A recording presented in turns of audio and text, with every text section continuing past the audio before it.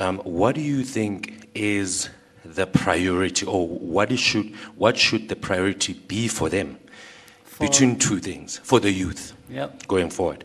Between serving in office, serving the people in office, and entrepreneurship. Or can there be a balance between the two? Because with your leadership over the years, you've shown that you serving people was the most important service that you had to do in the last 30 years. But I see a shift maybe going to entrepreneurship.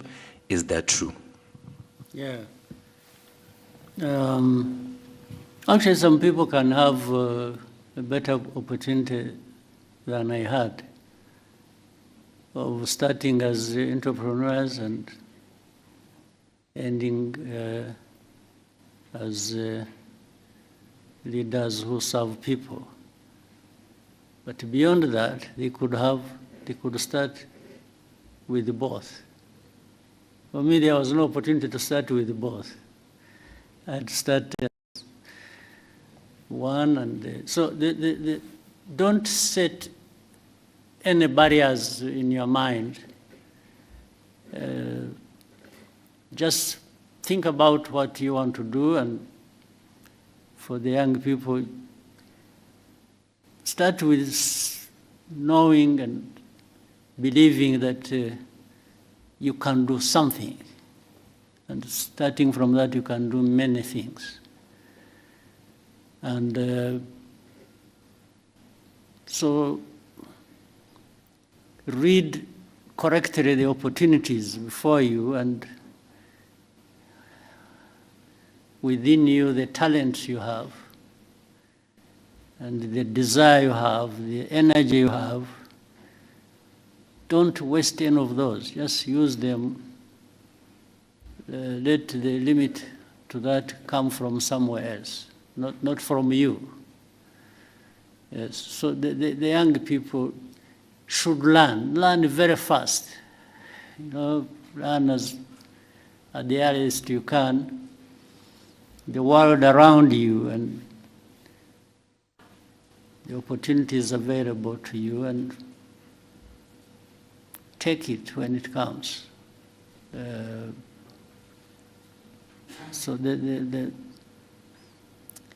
and just again, as we've talked about the mindset, you have developed a mindset where you don't complain about problems, or look up to somebody else to be the one to deal with your problem. Start with yourself. And even if that was to happen, it happens when you have started the journey yourself to do things. The other people can step in and be useful, there's no question, and many have benefited that way. But start always with yourself, the thinking at least, because that shouldn't cost much to anyone. So the young people, use your time well, and use whatever investments that have been made in you or you have made in yourself to grow that, and also find ways of working together. One may not be enough, but two or three or more working together will always deliver something that is going to last, and much bigger than what any one person can deliver to you. So we in Rwanda,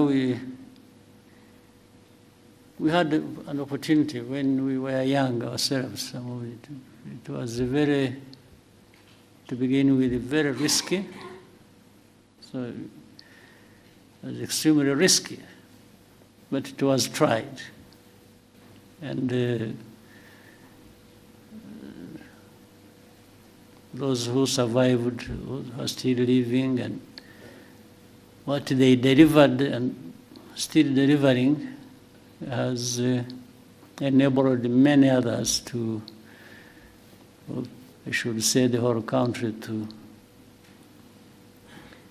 make a big, big difference for themselves and for the country.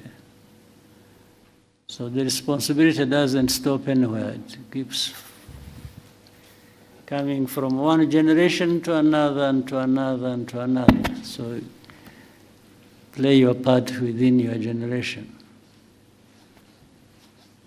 All right? Thank you, sir. We'll take the next question from Lionel.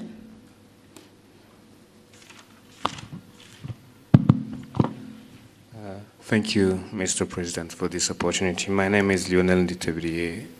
I'm a writer for the Pan-African Review. My question is about Africa security, to be precise. We live in a world where a powerful actor can come and attack you without having so much as a good justification. So at the recent ISCA high-level discussions, the head of the RDF research and development said that Africa cannot remain a mere consumer of technology. And they were talking about autonomous systems, new weapons emerging. And you've talked often about self-reliance. And so I was wondering, in a sector like defense, how can we translate self-reliance into real capabilities, defense capabilities, and what can Rwanda contribute to that quest? Thank you. Well, we are trying. I mean, the first thing is, I'm glad you had that discussion. The very fact that somebody put it forward like that within that context already shows from the thinking, practical things happen.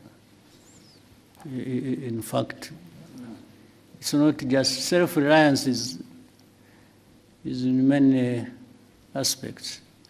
It's not just in technology and different systems as you mentioned. Self-reliance goes into other areas, even of governance. As you have seen in Rwanda, there are so many things we've done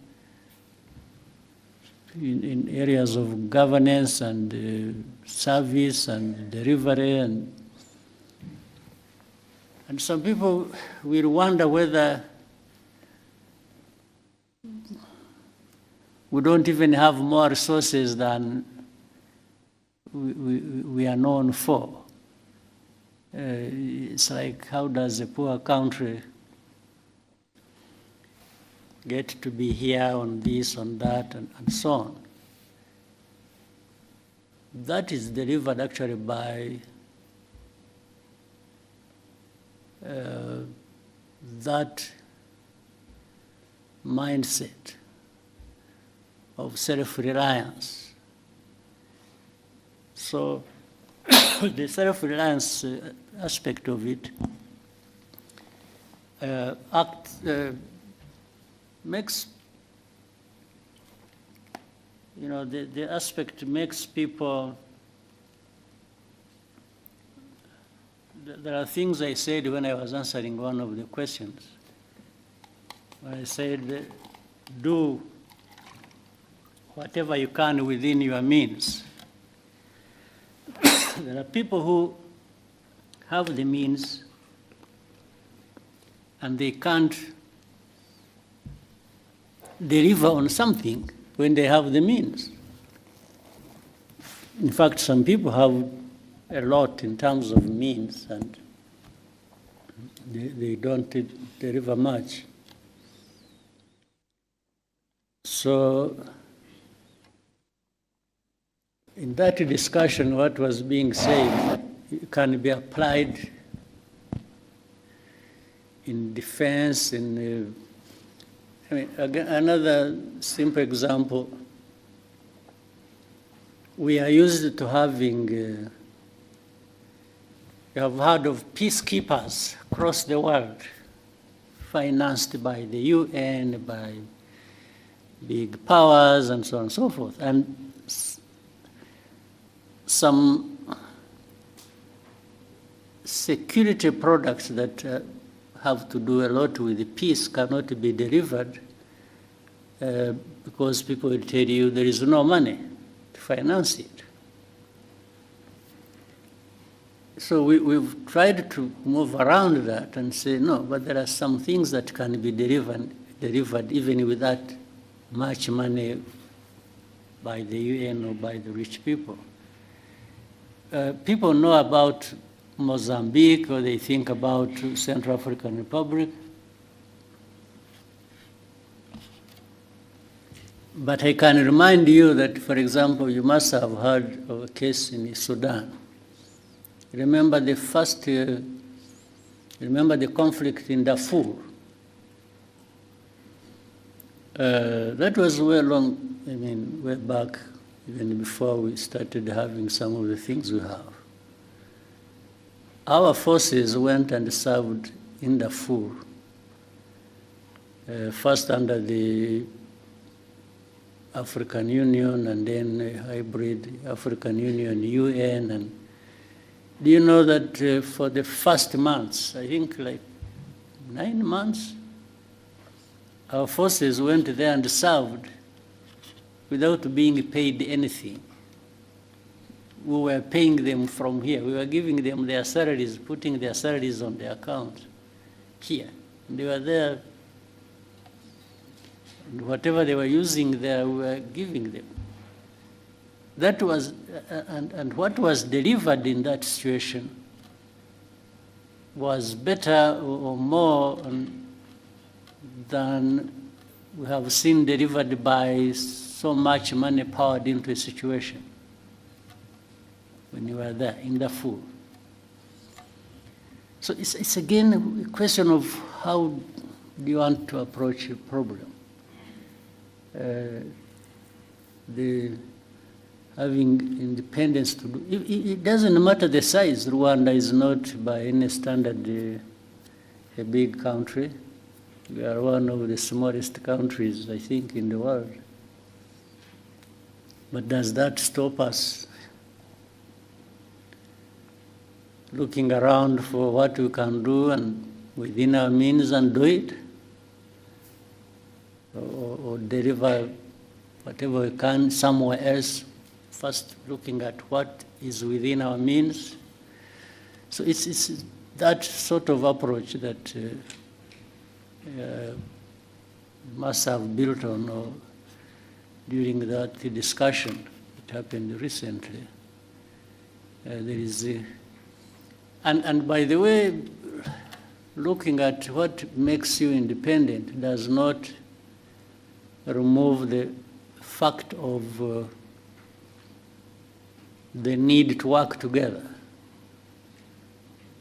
Work together, but start from a point where you people coming together, each one of you must be saying, suppose the worst comes to the worst and I'm on my own. How do I survive? How do I operate? How do I deliver to an extent whatever I need to deliver?